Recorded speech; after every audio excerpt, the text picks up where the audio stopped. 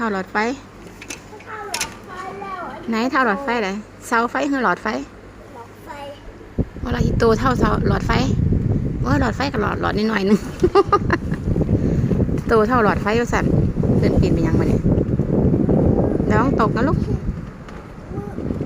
เดี๋ยวต้องถือไอ้ลูกปี๊บแบบเนี้ยอืม